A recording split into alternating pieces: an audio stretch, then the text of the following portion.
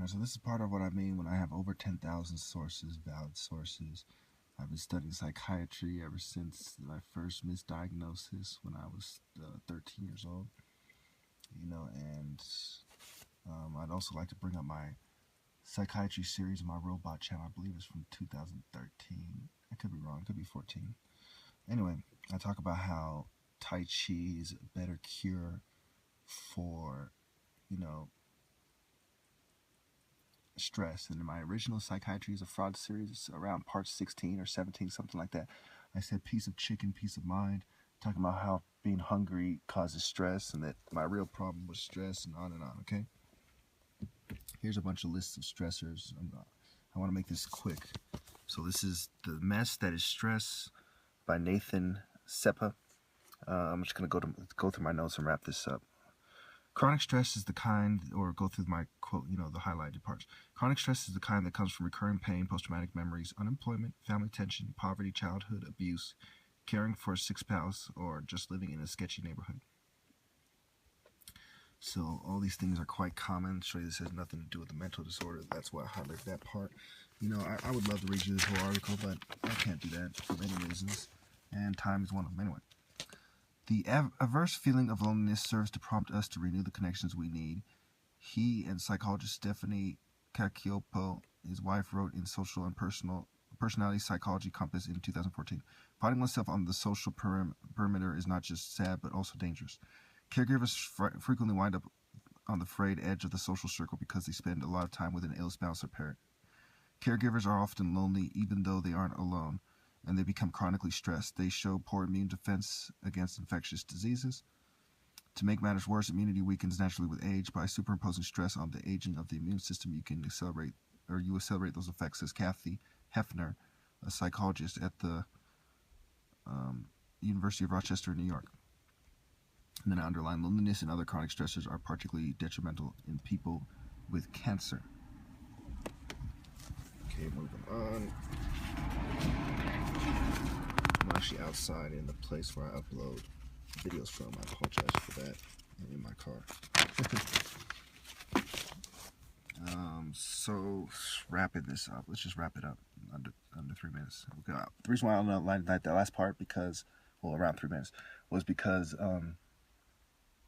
remember I say women betray me and etc. etc. They added to my stress instead of relieving it.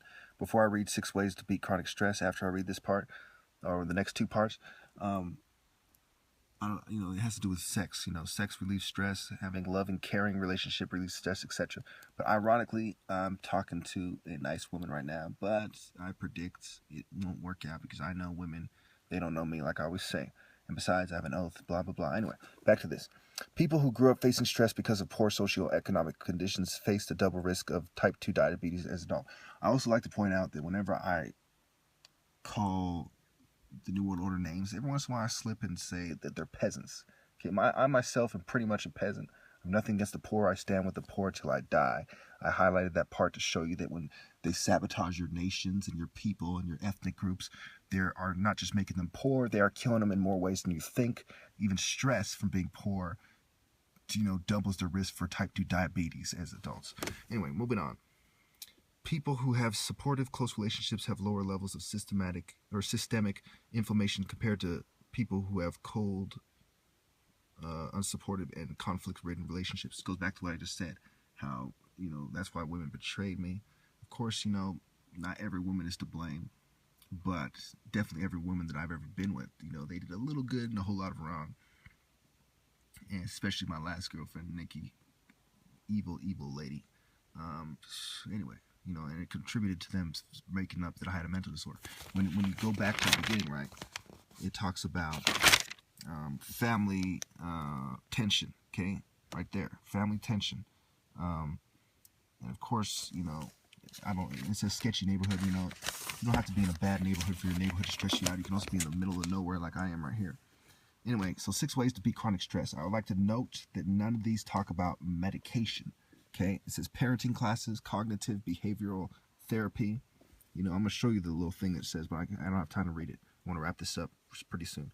Yoga and Tai Chi. Remember, I said in my videos, Tai Chi cures these quote-unquote symptoms of mental disorders because they all have to do with stress. Talking fast is from being stressed out, not from bipolar disorder.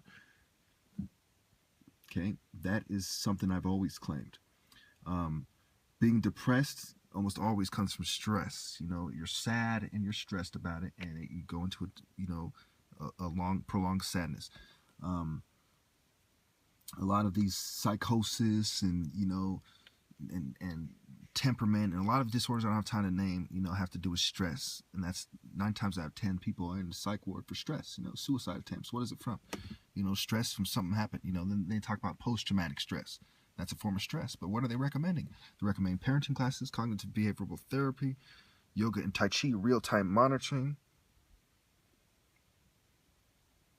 friendly Fido, pets, and meditation. Okay? So 2 of these have to do with what I said. Okay? Yoga and Tai Chi. Tai Chi is meditation in motion. Okay? And I also brought up that therapy can help some people. It doesn't help me because I'm very me. Like, my personality, only true love would have helped you. That's why I go back to, women betraying me instead of helping me, instead of being the support network. That's part of what the psych op does to people. They break down